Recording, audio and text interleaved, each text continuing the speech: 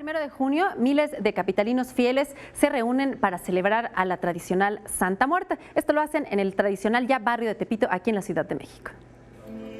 No temas donde vayas, has de morir donde debes, sentencia un desgastado letrero que destaca entre las pálidas casas de la calle Alfarería en la colonia Morelos, el lugar más conocido de la Niña Blanca, la Santa Muerte.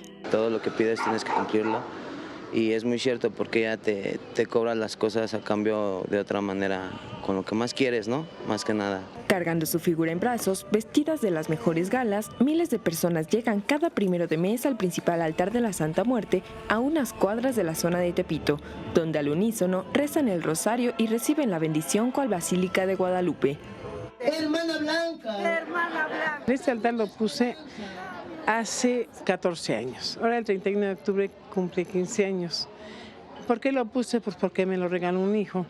Pero nunca pensé que fuéramos miles y miles de devotos. Francia, París, Inglaterra, Dinamarca, China, Pensilvania, Nueva York, de todas las partes del mundo vienen aquí. Se trata de una creencia oriunda del Valle de México y que a la fecha, de acuerdo con investigadores, cuenta con alrededor de 12 millones de devotos, de los cuales el 80% habita en México. Grupos que tienen que ver mucho, que ponen en riesgo su vida, policías, delincuentes, soldados, personas cuya profesión tiene que ver algo con o que entraña riesgo de muerte. Al observar estas imágenes de la Santa Muerte en las iglesias católicas, las imaginaron como un santo.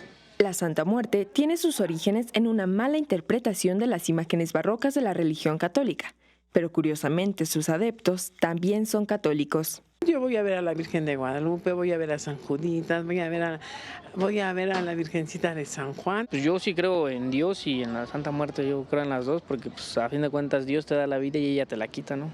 Con imágenes de Javier Cordero y Jorge Barajas, Andrea Díaz, 21 Noticias.